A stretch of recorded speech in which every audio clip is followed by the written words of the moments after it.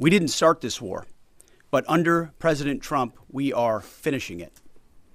Their war on Americans has become our retribution against their Ayatollah and his death cult.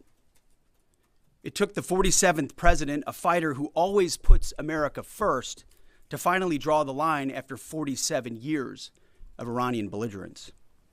He reminded the world, as he has time and time again, being an American means something unbreakable.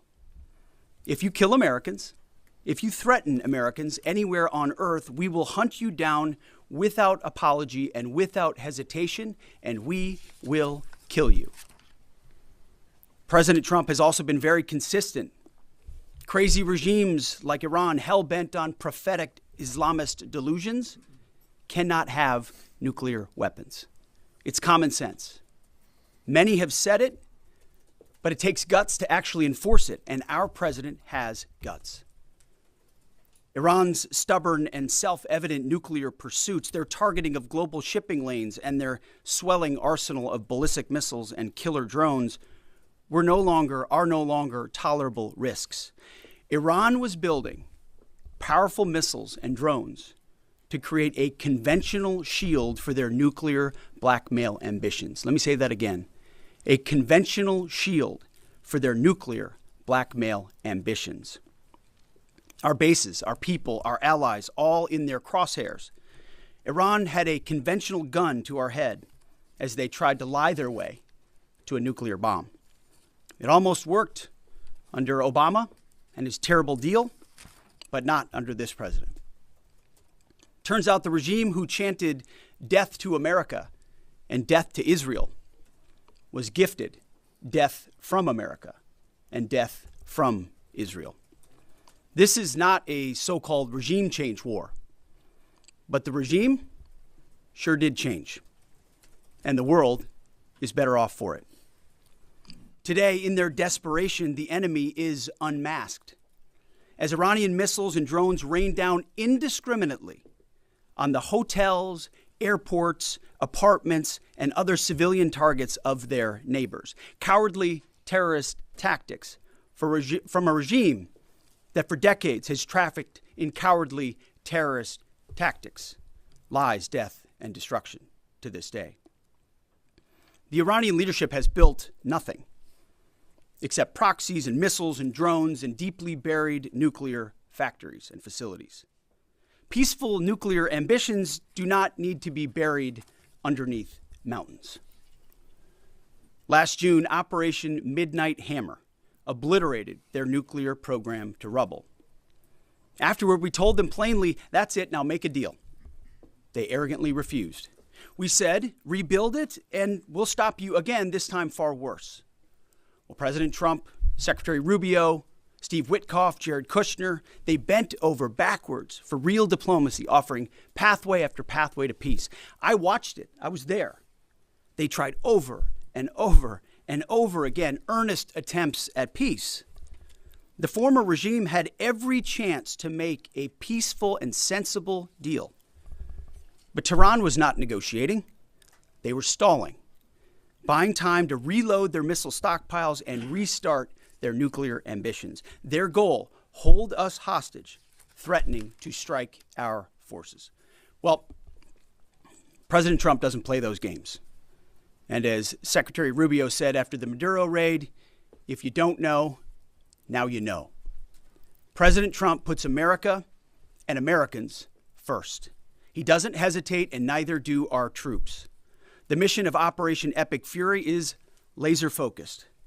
Destroy Iranian offensive missiles, destroy Iranian missile production, destroy their navy and other security infrastructure, and they will never have nuclear weapons. We're hitting them surgically, overwhelmingly, and unapologetically. With every passing day, our capabilities get stronger and Iran's get weaker. We set the terms of this war, from start to finish. Our ambitions are not utopian. They are realistic, scoped to our interests and the defense of our people and our allies. Speaking of people, We hope the Iranian people take advantage of this incredible opportunity. President Trump has been clear, now is your time. To Iranian security forces, choose wisely. President Trump has also been clear about your fate in either direction. To the media outlets and political left screaming endless wars, stop. This is not Iraq. This is not endless. I was there for both. Our generation knows better, and so does this president. He called the last 20 years of nation-building wars dumb, and he's right. This is the opposite. This operation is a clear, devastating, decisive mission. Destroy the missile threat, destroy the Navy, no nukes. Israel has clear missions as well, for which we are grateful. Capable partners, as we've said since the beginning, capable partners are good partners. Unlike so many of our traditional allies who wring their hands and clutch their pearls, hemming and hawing about the use of force. America, regardless of what so-called international institutions say, is unleashing the most lethal and precise air power campaign in history. B-2s, fighters, drones, missiles, and of course, classified effects. All on our terms, with maximum authorities. No stupid rules of engagement, no nation-building quagmire, no democracy-building exercise, no politically correct wars. We fight to win, and we don't waste time or lives. As the president warned, an effort of this scope will include casualties. War is hell, and always will be. A grateful nation honors the 4 Americans we have lost thus far and those injured. The absolute best of America. May we prosecute the remainder of this operation in a manner that honors them.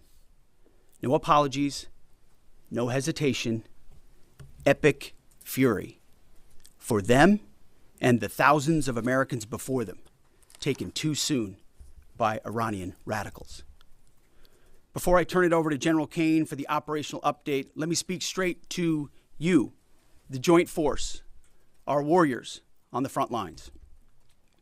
This is your moment. This is the generational turning point America has waited for since 1979, and since the rudderless wars of hubris my generation, our generation, endured. Don't listen to the noise.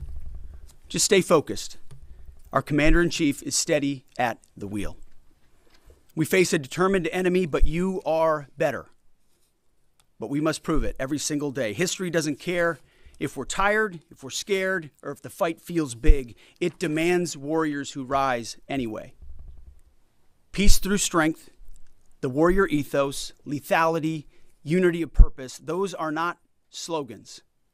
They're the beating heart of what it means to wear the uniform, that uniform. You think clearly under fire, you act decisively in chaos, you uphold the Constitution, and you uphold our country without hesitation.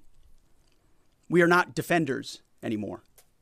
We are warriors, trained to kill the enemy and break their will. History is watching. Be the force you swore an oath to be, focused, disciplined, lethal, and unbreakable. We will finish this on America First conditions of President Trump's choosing. Nobody else's, as it should be. And know this above all, President Trump and I have your back, always. Through fire, through criticism, through fake news, through everything. We unleash you because you are the best, most powerful, most lethal fighting force the world has ever seen.